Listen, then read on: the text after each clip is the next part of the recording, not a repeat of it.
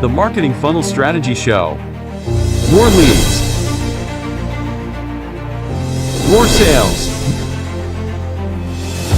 More predictability.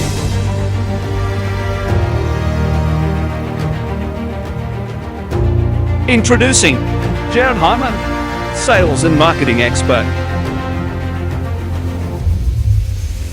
Introducing Serena Carley, marketing and outsourcing expert.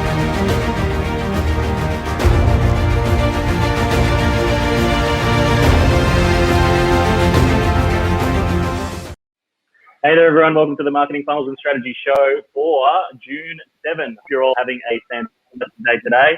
Today, we are going to be covering, this is part one of what we're going to be covering over the next 8 weeks on exactly how to produce profitable, scalable marketing campaigns on social media specifically. So as you guys are tuning in to today's episode, what I'd like you to do is just click below, let us know where you're tuning in from, and super excited to be able to cover and bring you guys the next 8 weeks worth of exactly what you guys are going to do to produce profitable, scalable marketing campaigns on social media.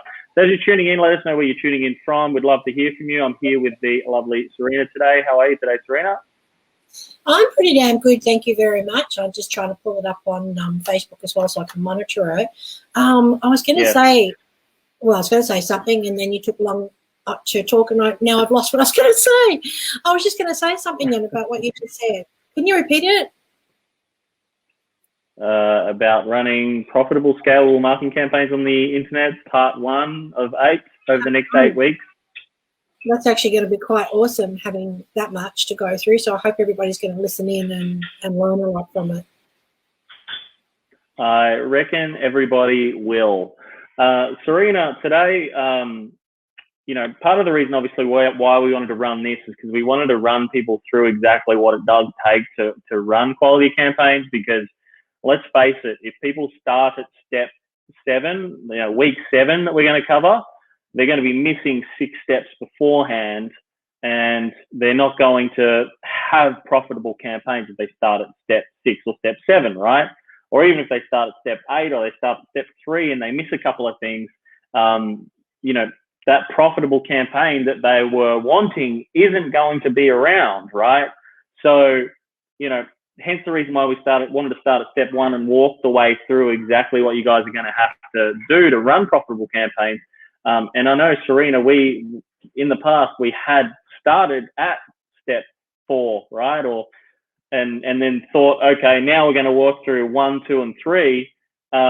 But it just doesn't quite work like that, is it? Because you go through step 1, 2, and 3, and then you find out that, holy shit, I've got some things wrong here. I'm going to need to go and change things again now, right? How often does this happen, right? Like, we even get people come to us as well that are wanting certain things, and we find out they've started at, step 4, right? Which isn't the way to do it. Yeah, I know. I just had to quickly unmute myself then, because I always mute myself when I've got to go in.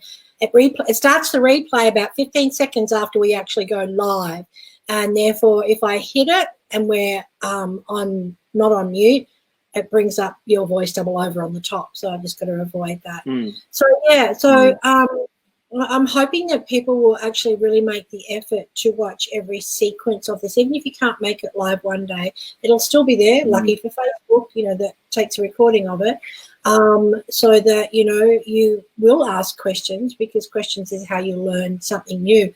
Most of you guys don't know all this. We do. We live it and breathe it every single day. So this is stuff you need to know, otherwise we wouldn't be sharing it. Maybe you're not going to understand all of it, but at least you understand what's involved to create all this to happen. And the mere fact of knowing that, if you look at it and say, I don't understand, then you need to be talking to the experts who do. Correct. Because so many people we see starting at step 3, step 4, step 5, and even starting at, sometimes I've seen step 6 of what it really takes to actually get profitable campaigns running for yourself. And, people are frustrated. They're like, how do I do this? What's going wrong? People spend a few $100 or $1,000 or $10,000 like I did when I first started as well, right? $10,000, wasn't profitable, didn't make any money off it. It's freaking frustrating as well to be able to, you know, when you've got something to offer people and, you know, you've got a great business, you've got a great service, all these things that you think, okay, I'm on the right track, I'm doing this right, and only to find out that it just flops on the other side. So the next 8 weeks, we want to cover for you guys and show you guys exactly what you must do in order to make these profitable. And one of the biggest factors we find is, I would say the most important part is this step one, right? And if you're watching this now and you think you might know what this step one is, I want you to let me know in the comments what it is, because it isn't what everybody thinks it is. And there's several different facets to this too. And after working with, well, just under 150, or about to tick over 150 clients across 10 different countries now, you kind of learn a few things, right? And when they're all different industries, different brands, different people that own the company as well, you notice the trend. And when you see the successful ones really go boom like this, there's a clear understanding as to the reason why. And it's not because they're greater than the next person. It's not because they got more to spend, bigger budgets. Really, to be honest, budgets don't matter at the start. You've just got to follow a specific process, right? And everybody has always started small and grown their way up in budgets and all this type of stuff when it comes to, you know, advertising, right? So we get some people that start on $5, $10 a day in their marketing, turn that into profit, and then scale it. And some of them are spending sort of $3,500, $4,000 a month now, you know, and they never had that budget to start with.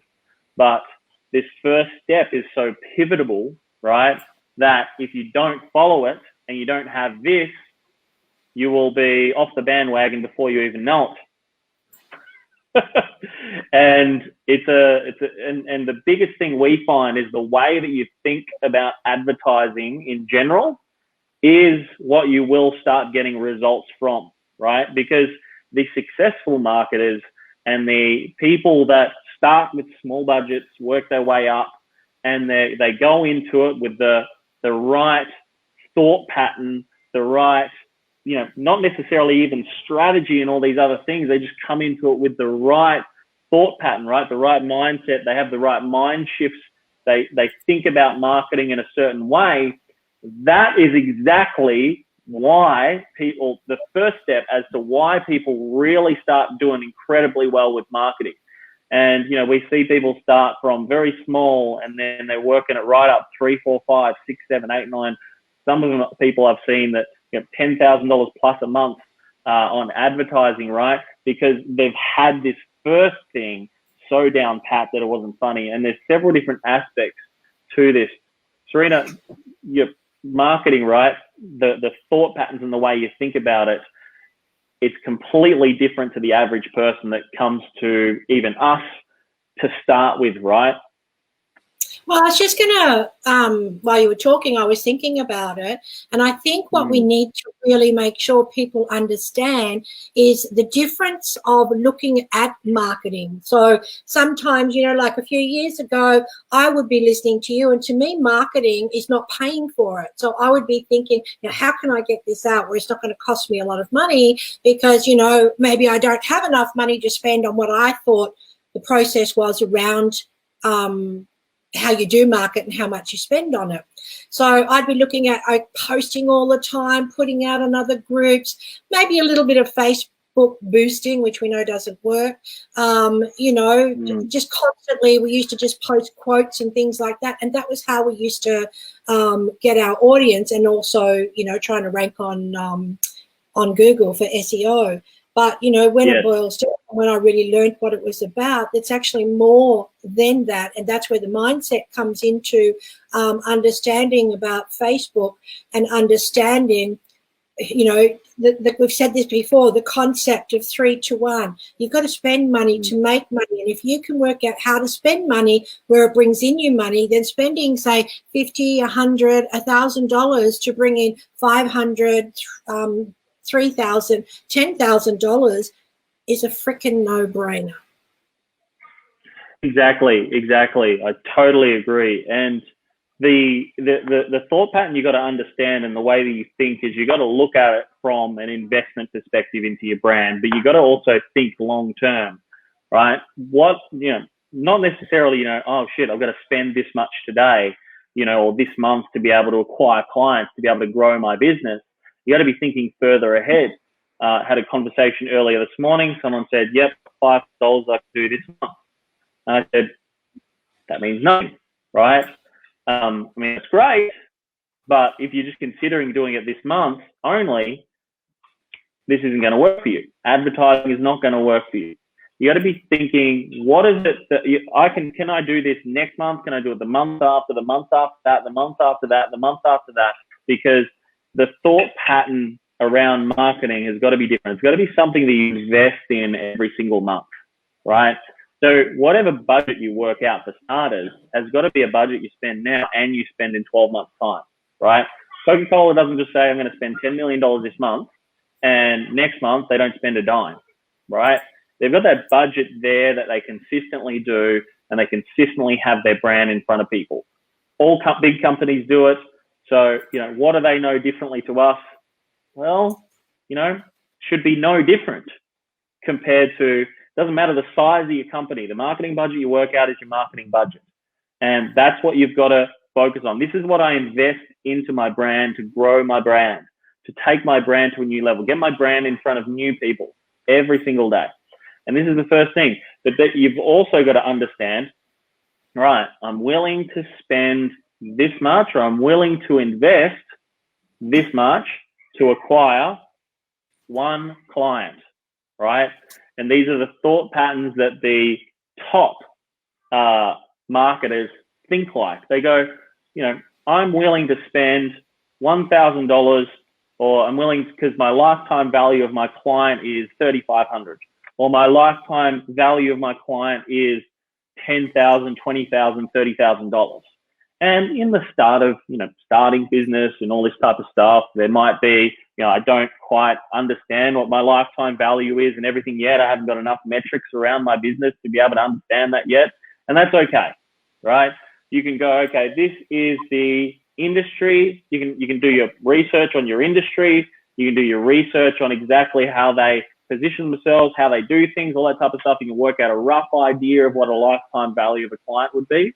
And you can start, and then it's just about you as the business delivering exactly what it is that you promise your clients, to get them the results, to be able to continue to have them and bring them towards that lifetime value.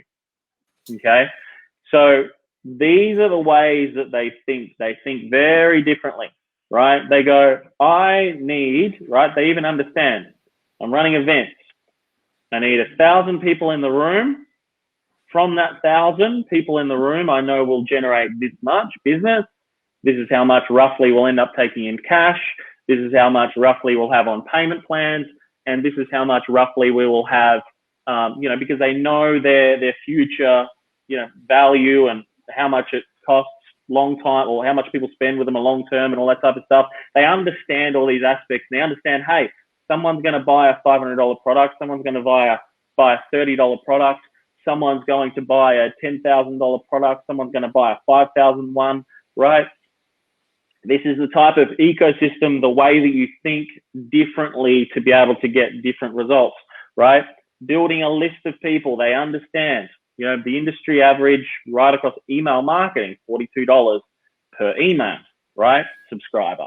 So naturally, the bigger that gets, the more I'm going to acquire, as long as I've got, this is the first step, right? This is the way that they think. They think very differently. The average person doesn't think like this yet, right? But there's a certain amount of people that do. Or you train yourself to be able to be like this. Because, I know a lot of people, right, Serena, they say this to us all the time. And I know you say it about me as well, right? We we might be good speaking in front of people, or we're good at this, or we're good at that, or we're good at something else. But we were never like that in the past. We've had to train ourselves to become like this. And to be able to develop a marketer's mindset, and to think like a marketer, and think like, more importantly, a business owner or an investor, that's how you got to think, right? Think differently. think, what is my brand? What do I want my brand to look like 12 months from today? What's the lifetime value of my client? How much am I willing to spend, right?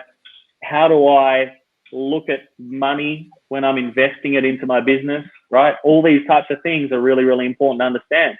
I don't blink twice about spending or investing more into the brand, because I know the brand, Jared Harmon, Business Warriors, Serena Carly, is going to be in 5-10 years time a very, very well-known brand in front of, many people, right? Thousands and thousands and thousands of people will be following us in the future, right? There may not be huge amounts now. That's okay. But the investments are into the future, where it will be in the future. And we understand what our lifetime values are, and we're always working on improving our lifetime values, and we're willing to spend or invest to be able to get it to there. It's not going to happen just overnight.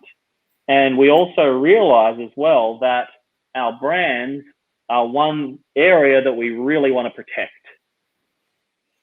Okay.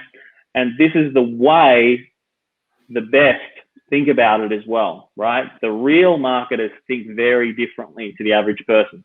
They're not in scarcity, the city of scare, right? Scared to be able to invest into their brand, scared to be able to grow their business, right? They all feel the fear the same as everyone else, right? Will this work? Will this not?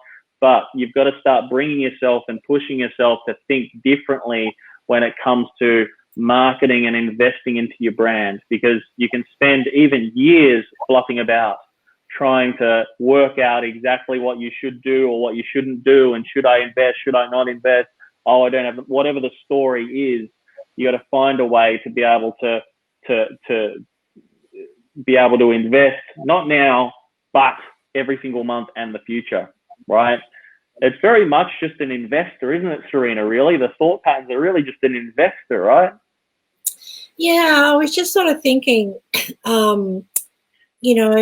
is going to hit home for some people, and others it's not going to make any difference to anyway. They'll still sit in that same mindset, which is why some people's businesses will always maybe grow further than others, and that's okay. It's just what life is about anyway. You as a person yourself, you work on yourself. Some people grow, some people don't. We need the balance of the yin and yang. So we want to get to the people that understand what we're talking about, and even if they don't understand how to do it, we can teach them that anyway, because it's important that you understand this, especially in today's whatever, how you ever want to put it. So much competition. There's so many people in the world out there that you need to know how to make yourself different and how to be the one that stands out, amongst others. I'm being a bit Italian here with my hands, sorry. That's all right. I must be partially Italian too. I do the same. So maybe I'm like, mixtures of everything. But look, it's if you look at tech companies, what do tech companies do? They go and raise capital and they hire a marketing manager, right? They invest into their brand. They do all these things. Now, when you look at it, some tech companies, when they invest all this money into product development and marketing and all these types of things to create that demand, they usually grow quite a fair bit quicker than the average business, right? But partially because of that as well is that they invest into assets. They invest into things that are going to, they think a little bit differently. They realize that they can't do everything themselves, right? If they're not marketers, they find a marketer to help them out, right? And a lot of this as well is just some things that small business owners to medium-sized business owners should be thinking about in order to, I guess, take that next level of growth to a new level. Loans, things like that. Like even, I believe even in that type of stuff, get a credit card, something like that to grow it, right? Find additional ways for funding. If you haven't got the physical cash, grab a credit card and do it, right? Money is easily replenishable. There's always ways to be able to make things happen, to invest into the brand, to be able to grow the brand. I think the problem is with a lot of people is the reason why they don't succeed is they look really short-sighted, right? They want something to happen now, right?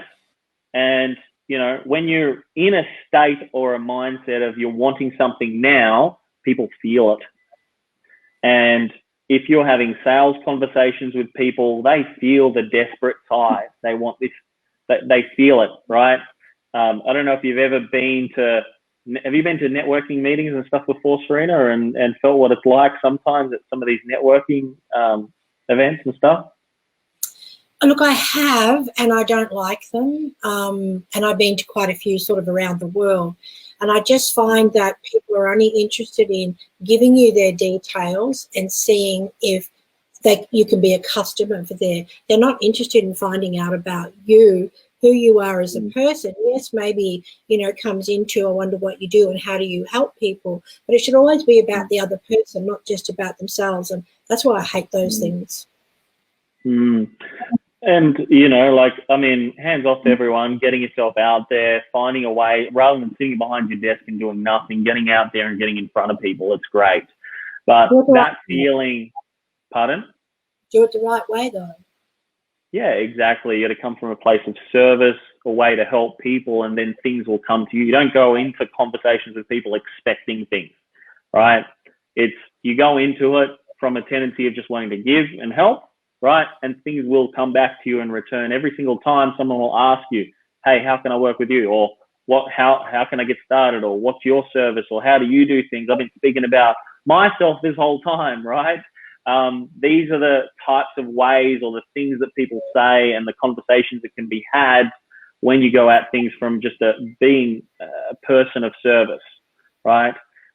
Too many people go into it with expectations, and like when you're so short-sighted in marketing, it'll never succeed for you if you're really short-sighted. Yes, you got to keep track of the now, right? And you got to make sure that you do the actions now that are necessary to get to the results. However, if you do come from a place of being desperate, you got to get yourself out of that aspect. If you're desperate to get things to work, I don't know, find a second job, build it on the side or something, right? I would never hesitate to do it. If I ever started getting into a place of just being desperate, I would never hesitate to just go and grab a side job or something, right? To bring in extra cash flow, to make things more comfortable, right? Or go and get a loan or something, right? To, you know, maybe fund, pardon? Sell your body. Sell your body, whatever it takes, right? Whatever it takes, right? And these are the things though, like you got to look more long-term with your business, right? Where is it going to be at a year from today? The problems that you're having right now will be even bigger then, no doubt. But you got to be thinking a little bit differently.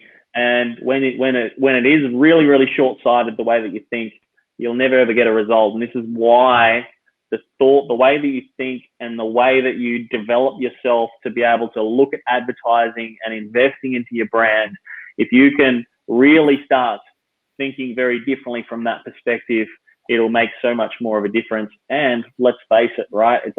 Investing into your brand is a faster way to be able to get in front of more people rather than, you know, trying to network your way up. A lot of people say, you know, your network's your net worth. It's true. Very, very true. Network is your net worth, right? And growing your network, getting in front of more people, that type of stuff is really, really important. But also investing into your brand and the way that you think about advertising has got to change, because from really short-sighted to long-sighted, where is it going to be 2 years, 3 years, 4 years time, 5 years time? You know, work out something that you can invest into your brand today and invest into the brand today and continue to do it every day for the next 12 months, 13 months, 2 years, 5 years, 20 years, right? Start small, work your way up. It's what everyone does, right? You can find a way to be able to spend even more again. That's great. Invest it. Invest it wisely. You know, Bitcoin might make you a little bit of money in the short term. Great. Fantastic. But you invest into your brand will stay around forever. It's your name. Which is, I think, more important than anything else, especially in online today, right, Serena? Today, your name is everything, right? Are you a trustworthy person? Are you a good person? Are you a Branding. nice person? Exactly. Branding yourself. And branding is, you know, I mean, some people have got bad brands, you know, like depending on what their products are like. And I think of Coca-Cola when I say that, because it's just such a bad poison for the body. But their brand is so, so big that you would never, ever be able to stop them being what they are in the world, no matter how much it does to, you know, somebody's health or how much, you know, whatever. So yeah, branding is really, really important, because people will buy because of brand, and then probably reputation or something second. Exactly. So, guys, thanks so much for tuning in. Let us know, what do you think? Have you got some value from today's episode? If you have, type value into the comments. Serena, is there anything you'd like to say in closing today, or any other thought patterns you have around, you know, why this thing is so important when it comes to advertising? No, I think I said a lot today. I'm getting more and more out there, you know, with it. Like I was going to say before, when you were talking about, you know, the things we do when, you know, you don't want to or feel like you can't, you know, I still can't. But, you know, I'm out there anyway, regardless. So, you know, we get there. 100%.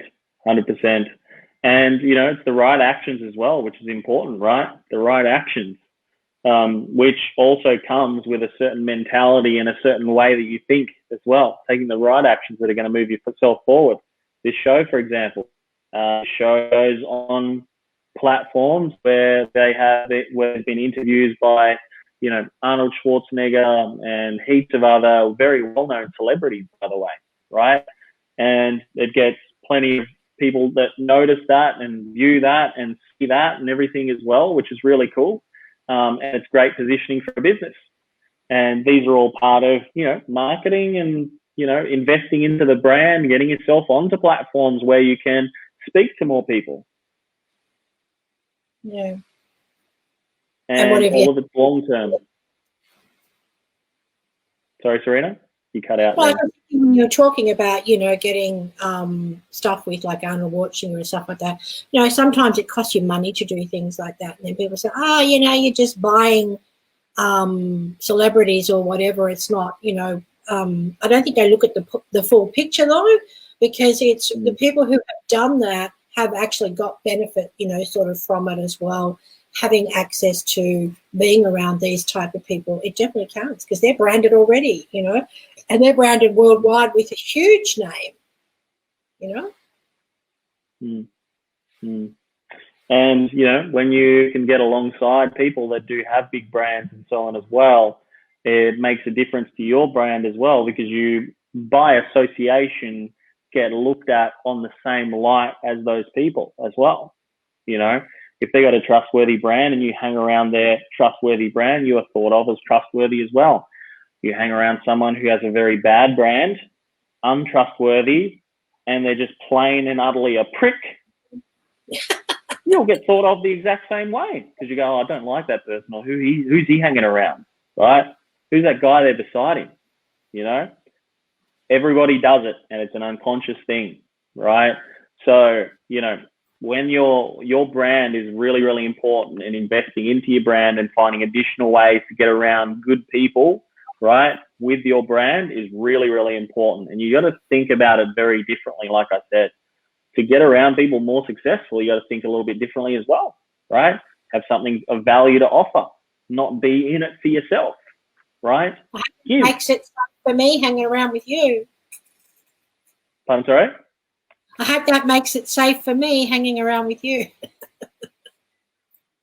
Pretty safe. I'm in Tasmania right now. We hang around online all the time. God, I feel like I'm in the same city. We practically are. Exactly. Awesome, guys. As I said, if you got some value from today's episode, just type value into the comments. Make sure you tune in. We're going to be doing part 2. Actually, we're going to be doing over 4 weeks, Serena, not over 8 weeks, because part 2 we're going to do on Friday at 1 o'clock. Exactly. Right? I was thinking of that when you said it. Yes, I know. But then again, you know, you talk quite a bit, so you might drag it out over 8 weeks. Might drag it out over 8 weeks, 2 episodes into one. Or the other Which is vice important versa. stuff. So that would be, you know, it's important stuff. You've got to get it out there. Exactly. So thanks so much for tuning in, everybody. Really appreciate you joining into part 1 of the 8-part series of how to produce profitable, scalable marketing campaigns on social media. Remember this as well, that this is actually the most important one, step 1. Everything else we go through over the next 8 weeks, you'll breeze through it if you've got number 1 right, okay? And you'll have up and running, you will scale it, and you'll 110% profit from it as well. So thanks so much for tuning in, everybody. Just remember, if you do not fight for your own freedom, nobody else will. So every single day, you must get out there. Every single day, you must take action. Every single day, you must make it happen. And remember to be the warrior. See you all on Friday, 1 p.m. Look forward to seeing you then. Cheers. Bye-bye.